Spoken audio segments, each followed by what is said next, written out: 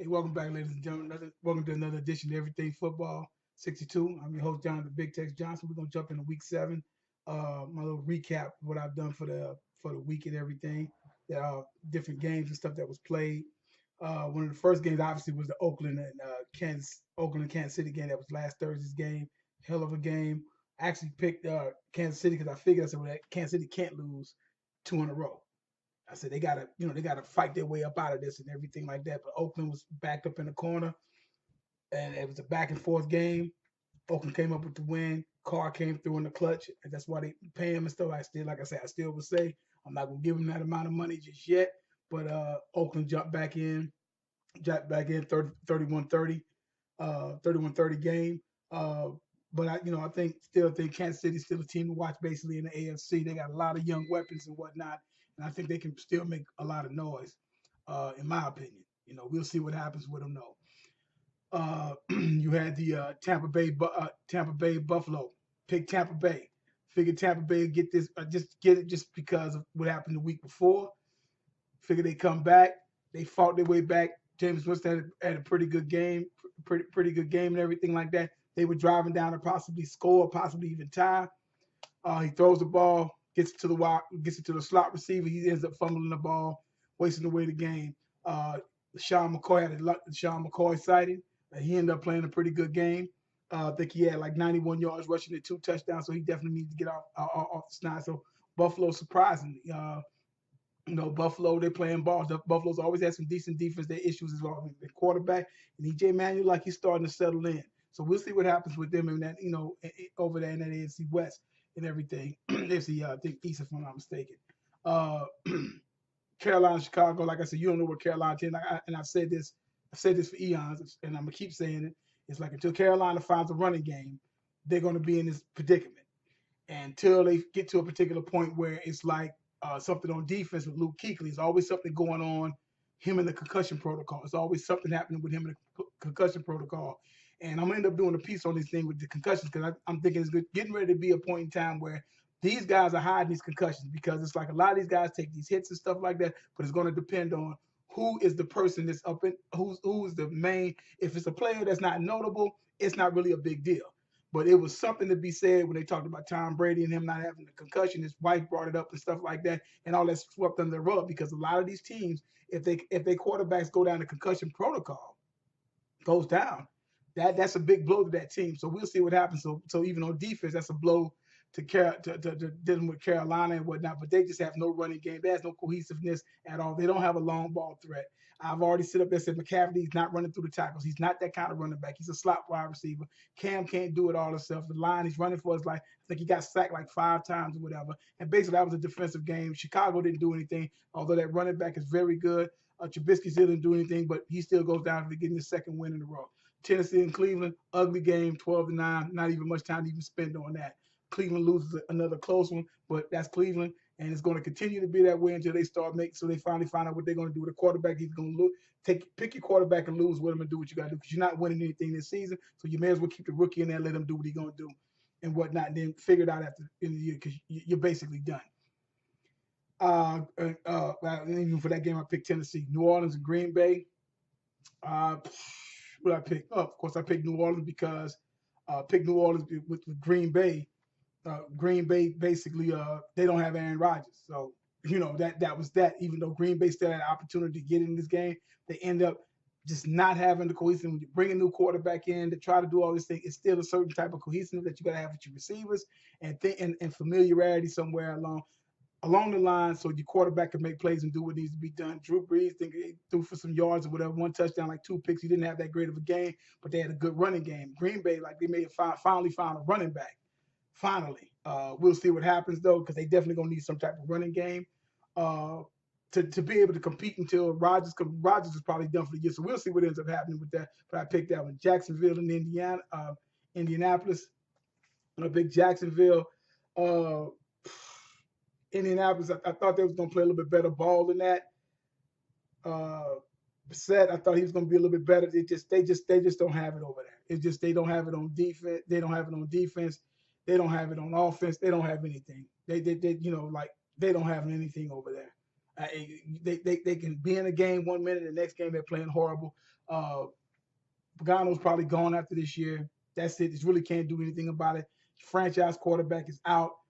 He's going. I honestly think he's probably not going to come back until probably the 10th, 11th week in the season, if that, if he don't miss the whole game. So that's what's going to go on with that. Arizona, LA. Now this one I actually picked Arizona because I figured Arizona's going to go ahead on and start stepping. Wrong. They didn't even get that. They didn't even score a point. And I know what happened. Carson Palmer ends up getting hurt, and that was pretty much the end of that. That was it. Rams, young, Gurley's playing hell of a ball.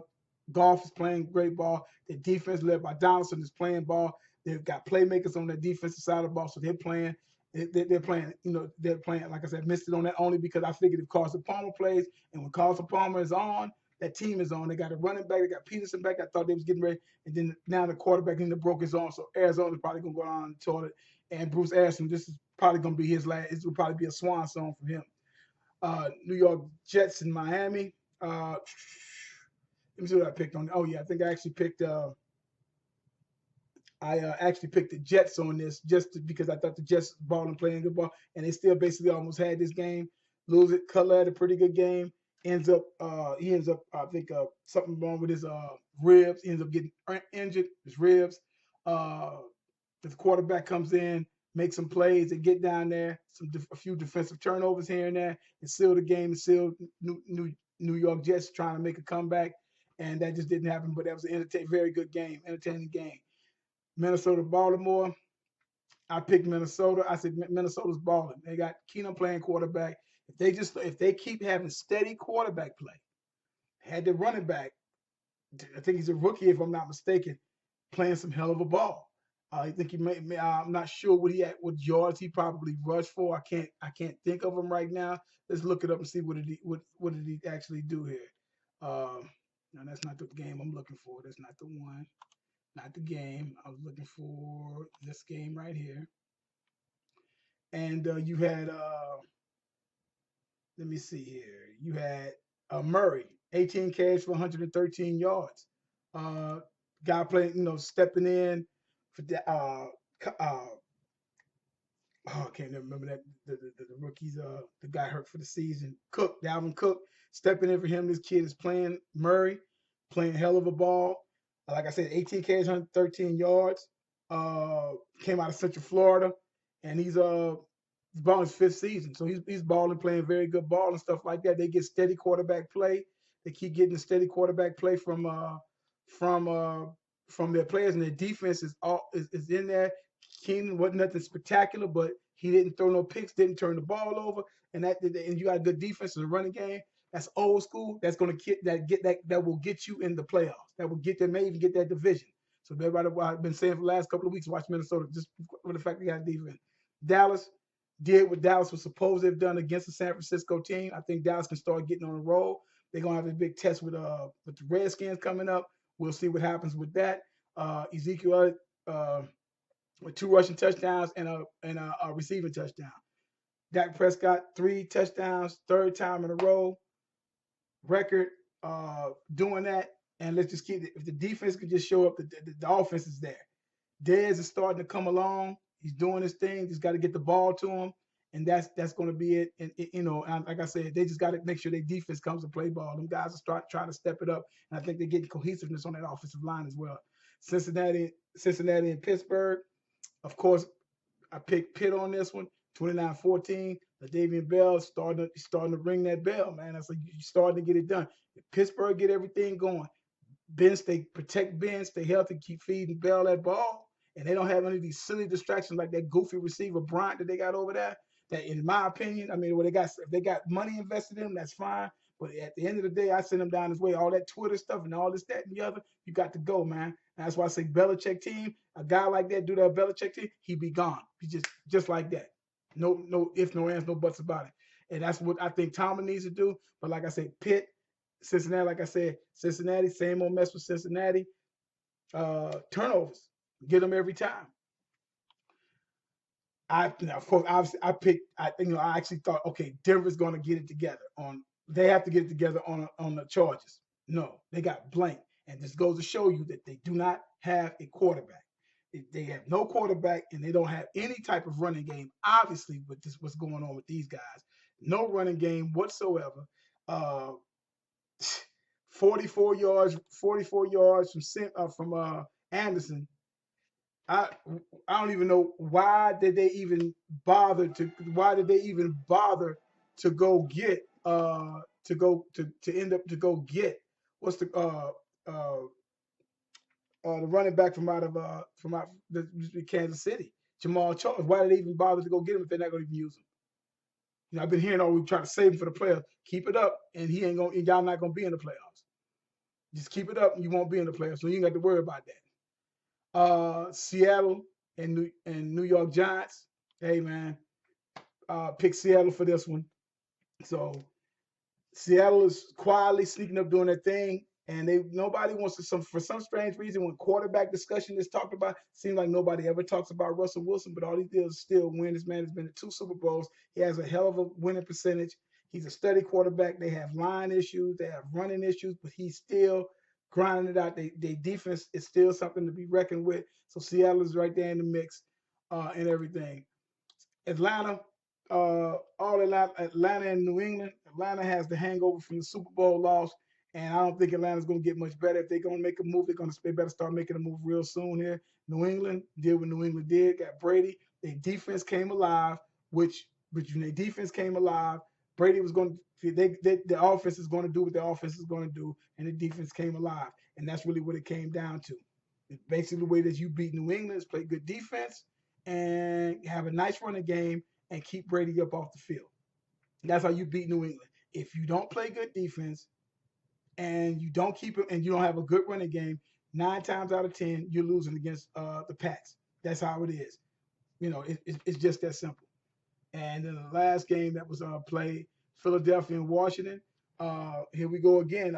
Philadelphia, they 5-1. Wentz is playing some good ball. Everybody hollering at MVP and whatnot, and talking about his ability to escape and run and all of this good stuff. You talk Washington put up 24 points on Philly's defense is something to marvel at. Kirk Cousins, he threw 3 touchdowns, but he threw again in about 4 minutes left in the game, 4 or 5. He threw a pivotal interception like he always does. Nobody was around. He throws the ball straight to the guy in Philly. Now, I don't know who he was throwing to. He was under some duress, but he stepped up in the pocket and he just cleared and he just flung the ball to, I don't know who he was looking at, but that was that. And the game, of course, getting out of hand, 34-24. Like I said, Wentz is playing ball. Last year, I mean, Wentz now is, we start talking about Wentz, if that's what you want to do. Last year, after 2 or 3 games, they was ready to put him in the Hall of Fame. Ends up finishing 7-9. So far, he's 5-1. So we'll see what happens. I find it ironic, and I ended up doing a piece on this. How all of a sudden, years ago, that I kept saying, like I said, telling friends of mine or whatever, about the time when the quarterbacks and stuff came in, you're going to have these guys that can run the ball and throw the ball. Like I said, the Vince Young type when that was really he made that statement, that game against USC, and his whole playing ability and stuff like that, which later on give you like Cam Newton, going back to Michael Vick as well and stuff. But I'm like that tall dual, as they start calling them, dual threat quarterbacks. I said because you can't have those. You can't be no Joe Flacco type in the pocket anymore. You just this game. Guys are coming off the edge too fast. And you got to make a play, and we're paying you too much money just to take a sack and throw the ball in the dust. So you got these dual threat quarterbacks. It's funny to me that this guy need to get down. When they talk about Cam and all these other different quarterbacks, need to get down. He do it, but he's taking all these hits. But we're gonna see what's happening with these RPO quarterbacks now that's running these plays, and now these quarterbacks are they're good, they're doing this, or it's nice when they're doing it. It seems like when Cam or all these other quarterbacks, RG3 and all them other quarterbacks are even down, start taking off and running and stuff like that because they can run it because they're athletic enough and they can make big plays. It's an issue with it, but these other guys do it. Seem like it's not an issue, but that's another story. I'll bring that up later on about back in the day when you had option quarterbacks that couldn't go to the NFL because you couldn't run a veer. Nobody's going to do that. Now the option play is that's a run pass option in the pros when that was not ran once upon a time. And we're not talking that long ago. It wasn't no veers. It wasn't no option. It wasn't any of that. No pistols where you can have the option to run the ball, pass it, throw. That was it. That was high school and college ball. You can't pull that in pros. Now it's prevalent in pros, but that's no, and they want what they want up in there. But that's my wrap up. I'll be through tomorrow. Probably end up doing a piece like I said on Ron Mix. I wanted to do it last week, but I'm gonna do it this week. Get more research up on it to talk about Mr. Mix and what he's done. Talked about concussions and everything about NFL players and stuff like that. How for some strange reason, it seems like they don't talk about him. I guess because of his little issues that he's had, in his personal life or whatever, anything like that. But I want to do a piece on him to talk about that and also more of the hypocrisy aspects of the NFL. All right. Check me out on Twitter. Check me out on Everything Football 62 on YouTube. Subscribe to the channel. Leave comments. We can rap about it or whatever. All right. Y'all have a good day.